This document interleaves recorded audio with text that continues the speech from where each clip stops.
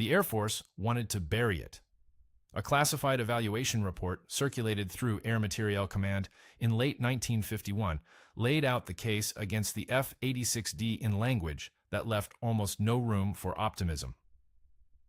Maintenance hours per flight hour ran triple the rate of the straight F-86A.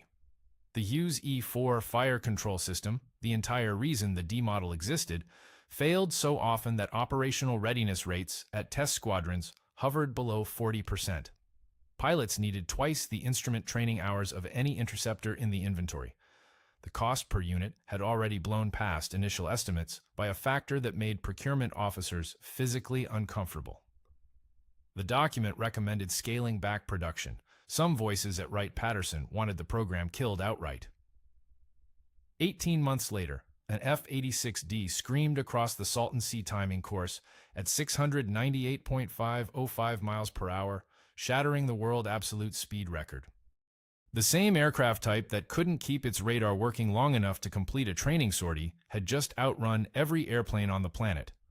Those two facts, the damning report and the speed record, aren't contradictory. They're the same story. The F-86D was terrible in 1951, unreliable, expensive, and nearly unmaintainable. It was also the most sophisticated all-weather interceptor any nation had ever attempted. That sophistication carried costs nobody wanted to pay up front. North American aviation had designed something the Air Force didn't yet have the infrastructure to support. The E-4 fire control system packed 812 vacuum tubes into a nose compartment roughly the size of a household refrigerator. Each tube generated heat that warped connections. Warped connections cascaded into system failures, and maintenance crews chased those failures for hours without ever isolating a root cause. A single radar intercept training mission could require 8 hours of post-flight troubleshooting. Squadron maintenance chiefs at Edwards and Griffiths filed reports that read like hostage letters. Pilot training was the other bottleneck. The F-86D wasn't flown like a dayfighter.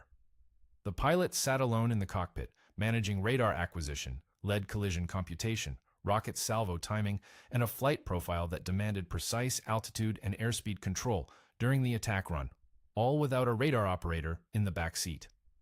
Every other all-weather interceptor in the world used a two-man crew. The Northrop F-89 Scorpion carried a radar operator, as did the Navy's F-3D Skyknight. Even the Soviets put 2 men in their Yak-25. North American and the Air Force decided one pilot could do the job of 2, and the training pipeline nearly collapsed, proving them right. Air Training Command estimated 120 hours of specialized instrument and radar intercept training per pilot before the F-86D could be considered operationally useful. The F-86A required about 30. 4 times the training investment for an aircraft that broke down between sorties. The 1951 report wasn't wrong. Every complaint it contained was accurate. What it missed was trajectory. The F-86D's problems were solvable. Nothing else in development could match what it did when it worked. August 29, 1949. 0700 hours, Moscow time. A Tu-4 strategic bomber lifted off from Semipalatinsk-21 carrying a device Soviet physicists designated RDS-1. At 0800 hours, the device detonated with a yield of 22 kilotons. American atmospheric monitoring stations detected the fallout within days. President Truman announced the news to the public on September 23rd, and the entire strategic calculus of the Cold War shifted overnight. The Soviet Union had the bomb at least 4 years ahead of Western intelligence estimates. Every American city was now a potential target, and the only delivery system that mattered in 1949 was a long-range bomber flying through weather and darkness past whatever air defenses stood in its path. The problem was stark, and Continental Air Defense Command understood it in arithmetic terms. The Soviet Long-Range Aviation Force operated approximately 850 Tu-4 bombers, reverse-engineered copies of the B-29 Superfortress, built from 3 American aircraft that had made emergency landings in Soviet territory during the Pacific War, the Tu-4 could carry a single nuclear weapon 3,000 miles at altitudes up to 35,000 feet. Polar routing put every major American population center within reach. A strike package didn't need to be large. A single bomber carrying a single weapon could kill 100,000 people. 10 bombers getting through meant 10 cities burning. Air Defense Command ran the intercept calculations, and the numbers were grim. Existing fighters, the F-94 Starfire, the F-89 Scorpion, could engage targets in clear weather during daylight with reasonable probability of a kill. At night and in the overcast conditions that blanket the Arctic approach corridors from October through April, intercept probability dropped below 20%. The defenders were essentially blind for 6 months of the year across the most likely attack routes. The Air Force needed something that didn't exist yet. The requirement that emerged from Air Defense Command in 1949 called for an interceptor capable of autonomous all-weather operations, radar acquisition, target tracking, weapons computation, and attack execution performed by a single pilot in a single-seat airframe fast enough to catch jet-age bombers that were already on Soviet drawing boards. The Tupolev Design Bureau had the Tu-16 Badger in development, a swept-wing jet bomber that would cruise above 500 miles per hour at 40,000 feet. Whatever interceptor the Air Force fielded needed speed margins above that, plus the ability to find and kill targets in zero visibility conditions, without ground radar operators talking the pilot onto every intercept. Ground-controlled intercept worked fine over England in 1943, when radar operators could vector Mosquito night fighters onto Heinkel 100s and 11s doing 250 miles per hour. Closing speeds in the jet age had doubled, while reaction windows shrank to nothing useful. The ground controller bottleneck would get pilots killed and bombers through. North American aviation already had the F-86A in production, the best day fighter in the Western world, proven over MiG-Ali. Company engineers proposed a radical modification rather than a clean sheet design. Take the Sabre airframe, already aerodynamically mature, and replace the nose-mounted gun package with an AN/APG 36 search radar feeding a Hughes E-4 fire control computer. Swap the 6.50 caliber machine guns for a retractable tray of 24 2.75-inch Mighty Mouse folding fin aerial rockets. Install an afterburning General Electric J47-GE-17B engine producing 7,650 pounds of thrust in full burner, compared to 5,910 pounds in the standard J47-GE-27 powering the F-86A. The airframe would look like a Sabre from 50 feet away, but under the skin almost nothing interchanged. North Americans' own engineering estimates put parts commonality with the F-86A at roughly 25%. It was, functionally, a completely different airplane. The Air Force bought it. They had to. Nothing else on the table could meet the timeline. The AN/APG-36 radar dish measured 18 inches across and sat behind a fiberglass radome that replaced the gun muzzle opening of the standard Sabre nose. 18 inches doesn't sound like much. The antenna for the B-29's AN/APQ-13 bombing radar was 30 inches. But the APG-36 had to search, acquire, lock, and track an aircraft-sized target at ranges up to 30 miles while mounted in a nose section that shook and flexed through maneuvers, pulling 4 to 6 Gs. Every component behind that radome lived in an environment of constant thermal stress and mechanical punishment. The Hughes E-4 fire control computer sat directly behind the radar, processing return signals through analog circuits built on those 812 vacuum tubes, each one a glass envelope failure point waiting for the wrong vibration at the wrong temperature. The integration challenge was staggering. Hughes Aircraft had never built a fire control system this complex for a single-seat platform. The E-4 had to do what a two-man crew did in the F-89 Scorpion: calculate lead angle, closure rate, optimal firing range, and rocket salvo timing, then present the solution to the pilot on a 4-inch radar scope as a steering dot. The pilot flew the dot, When the computer-determined parameters were met, it fired the rockets automatically. The pilot's job was to put the aircraft where the computer told him and keep it there through the attack run. This was 1950. Transistors existed in laboratories. The E-4 was built with technology from 1945, asked to perform tasks engineers wouldn't consider routine until 1960. Heat was the killer. The vacuum tubes generated so much thermal energy in the confined nose section that Hughes engineers designed a ram air cooling system using scoops on the fuselage. The cooling system worked adequately at cruise speeds above 300 knots. Below that, during taxi, takeoff roll, low-speed climb-out, temperatures inside the electronics bay spiked past component tolerances. Tubes failed. Solder joints cracked and capacitors drifted out of specification.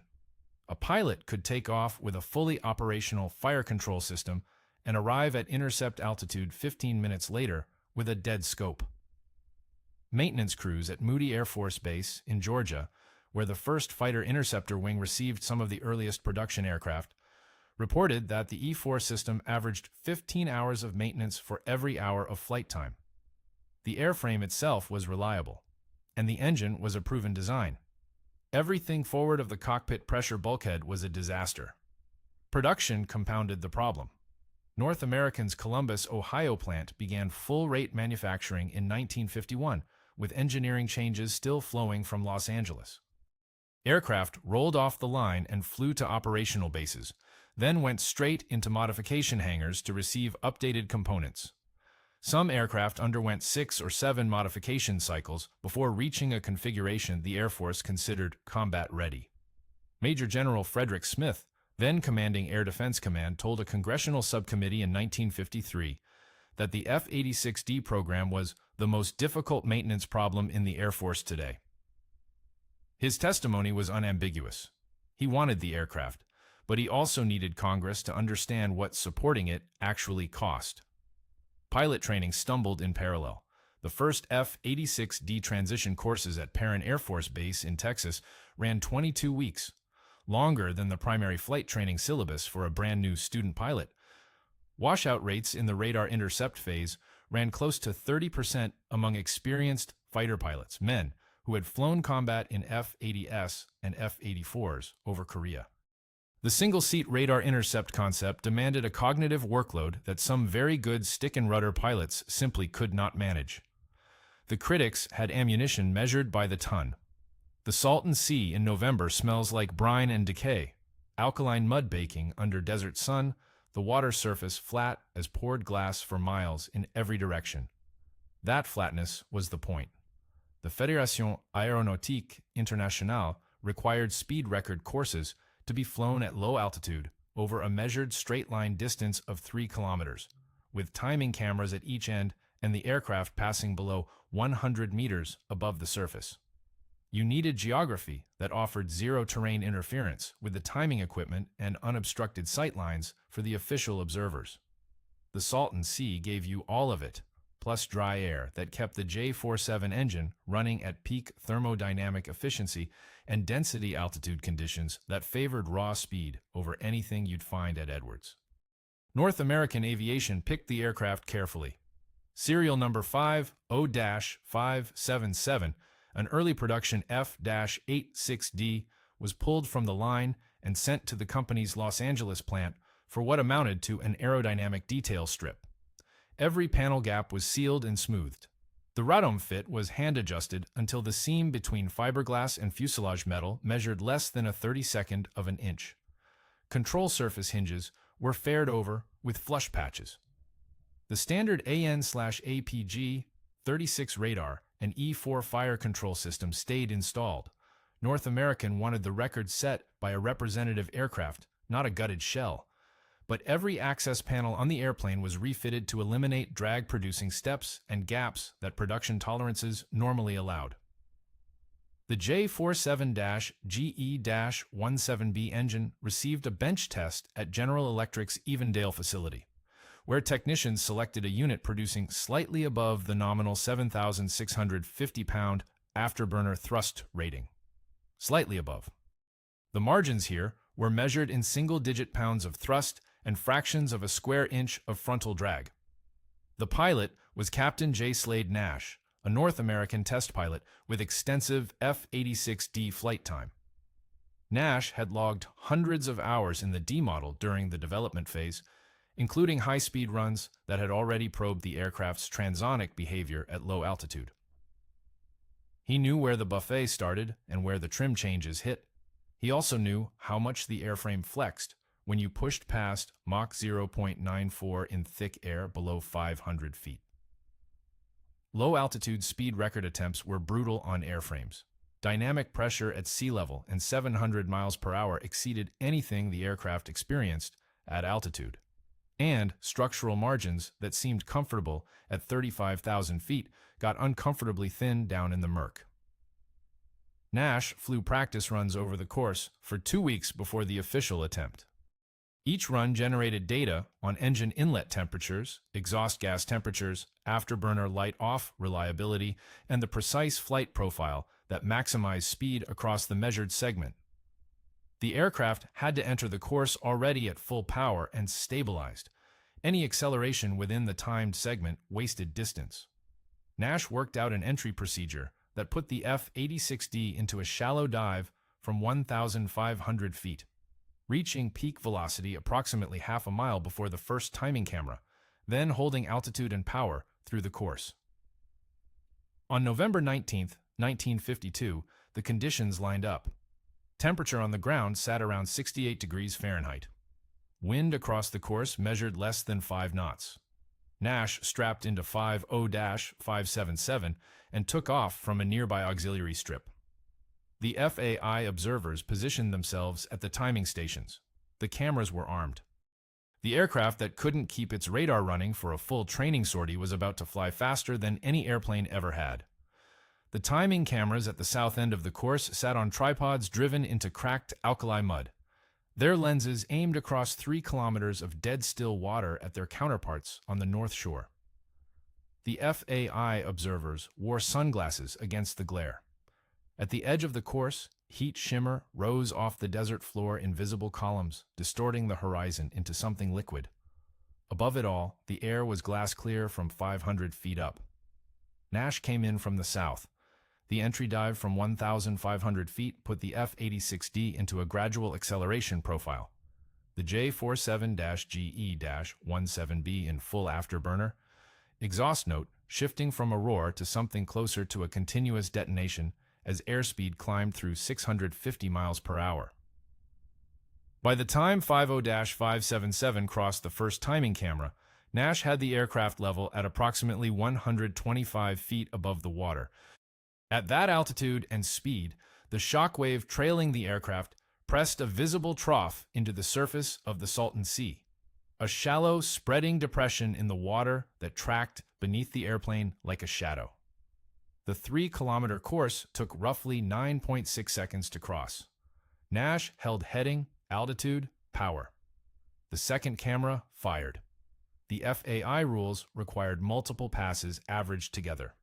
Nash pulled up, came around, ran the course again in the opposite direction to cancel any wind advantage, then again. The observers compared timing data. The average across all valid runs came to 698.505 miles per hour. It was the fastest any aircraft had officially flown.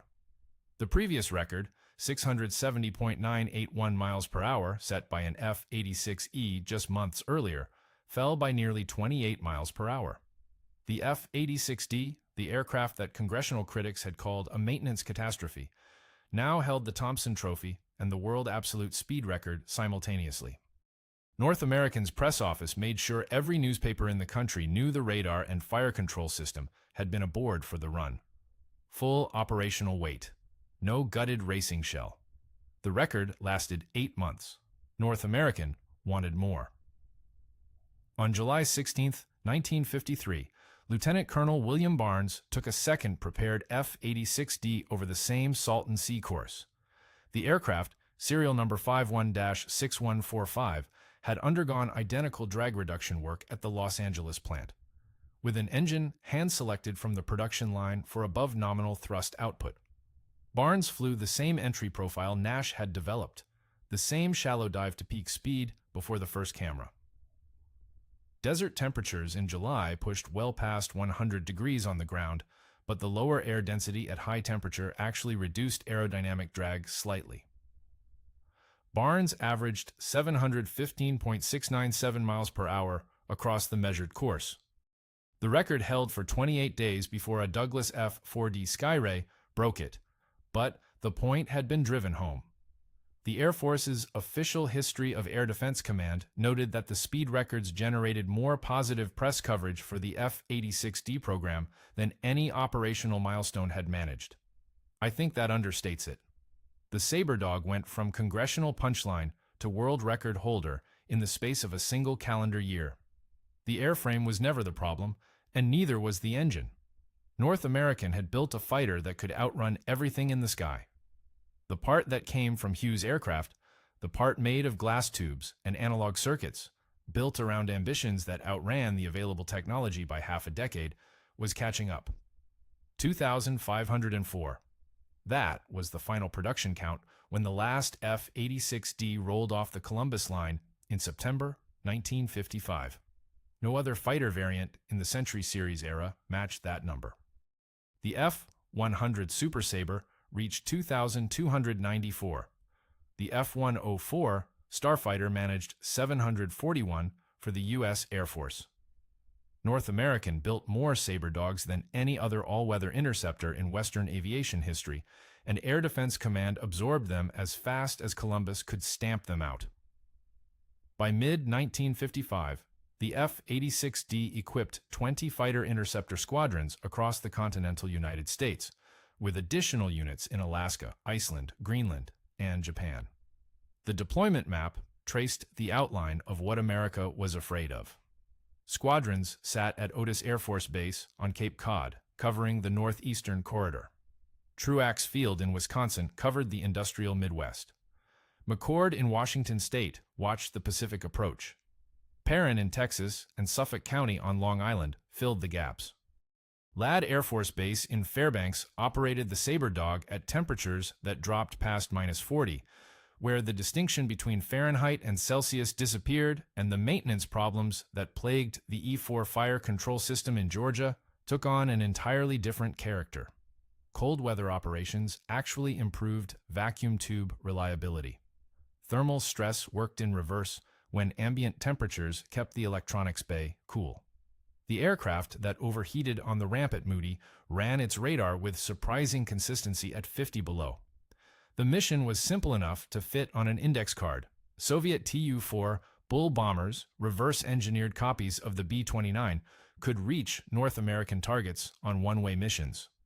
By 1954, the Tupolev Tu-16 Badger extended that threat to round-trip range from Arctic staging bases.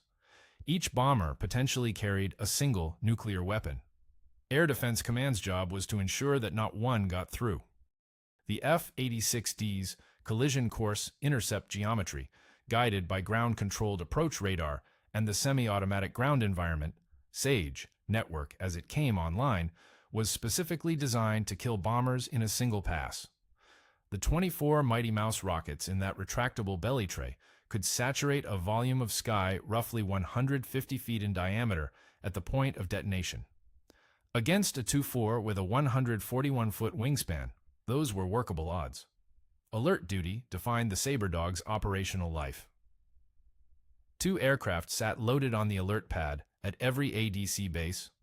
Pilots in the ready room, 24 hours a day, 365 days a year. Scramble time from klaxon to wheels up was 5 minutes.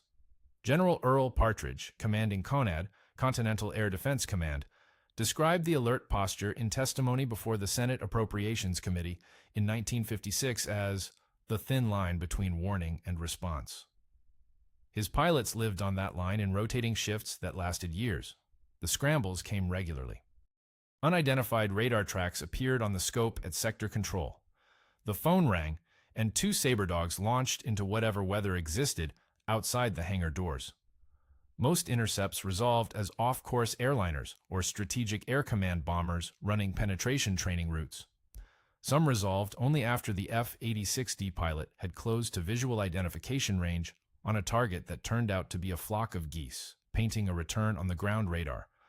The ones that weren't geese kept everyone honest. NATO allies received the F-86D under the Mutual Defense Assistance Program starting in 1956. Denmark, Greece, Turkey, Japan, the Philippines, South Korea. The aircraft spread across the alliance perimeter in numbers that dwarfed any comparable European interceptor program. Some nations operated the Sabre Dog well into the mid-1960s. The Japanese Air Self-Defense Force flew 122 of them. Turkey kept theirs flying until 1967. The maintenance burden that had nearly killed the program in 1952 eased substantially as Hughes delivered improved E-4 variants with solid-state components replacing the most failure-prone vacuum tubes. Meantime between failures climbed from the dismal 15-to-1 maintenance ratio towards something approaching 4-to-1 by 1957. Still heavy by dayfighter standards, but manageable. The production statistics and export tallies obscure something. For most of the 1950s, the F-86D was the aircraft that would have met Soviet nuclear bombers over American cities. The pilots who flew those alert missions launched into darkness and weather, knowing that a real scramble, a no-kidding, this-is-it scramble, meant nuclear weapons were inbound. They would get one pass. The rockets would either connect or they wouldn't. There was no second chance, no wingman with guns, no margin for the E-4 to glitch at the wrong moment. Every cold night on the alert pad meant sitting with that calculation. The F-86D never fired its rockets in combat. 2,504 airframes built, a world speed record, a decade as the primary interceptor defending North American airspace, and not a single rocket fired in anger. The numbers don't resolve easily. The Sabre Dog's war was the one that didn't happen, and the production numbers alone can't tell you whether its presence kept it that way. Air Defense Command began replacing the F-86D with the F-102 Delta Dagger in 1957. The transition followed the pattern every fighter pilot recognized: frontline squadrons converted first, and the Sabre Dogs cascaded down to Air National Guard units across the country. By 1958, ANG squadrons in California, Pennsylvania, North Dakota, South Carolina, and a dozen other states were flying aircraft that active-duty maintenance crews had cursed just 5 years earlier. The Guard kept them flying. Vermont's 134th Fighter Interceptor Squadron operated the D model until 1961. Several ANG units held on to their Sabre Dogs into the mid-1960s, running the same alert missions under SAGE direction that the active-duty squadrons had pioneered. The last ANGF 86D sorties flew out of scattered bases where the aircraft had become almost quaint. A tube-driven interceptor sharing ramp space with aircraft a full generation newer. Overseas, the timeline stretched further. The Republic of Korea Air Force operated its F-86Ds until 1979, a quarter century after the type's first operational deployment. Those Korean aircraft were maintained with a mix of original Hughes components, locally fabricated spares, and what one ROKAF maintenance officer described in a 1977 Pacific Air Force's liaison report as creative persistence. The airframes that survived went to boneyards, rifle ranges, museum pedestals, and roadside displays. The Davis-Monthan storage facility in Tucson processed hundreds of them through the 1960s. Many were scrapped for aluminum recovery. Others became ground targets on bombing ranges across the American Southwest, their fuselages absorbing 20mm rounds and practice bombs until they collapsed into unrecognizable scrap. A handful were preserved. The National Museum of the United States Air Force at Wright-Patterson holds serial number 51-5857. The March Field Air Museum in Riverside, California, displays one within driving distance of the Salton Sea course, where Nash pushed 50-577 past 698 miles per hour. Roughly 24 survive worldwide in various states of completeness, scattered from South Korea to Greece to roadside displays outside VFW halls in the American Midwest. The classified evaluation report that circulated through Air Materiel Command in late 1951, the one that laid out the case against the F-86D in language leaving almost no room for optimism, got one thing exactly right and one thing completely wrong. The maintenance burden was real, and the costs were staggering. The E-4 fire control system pushed 1951 technology past its breaking point. All true. But the report's implicit conclusion that automated radar-guided intercept was premature, that the concept exceeded what the Air Force could operationally sustain, missed where the technology was heading. The F-102's MG-10 fire control system descended directly from the E-4's architecture. The F-106's MA-1 system refined it further.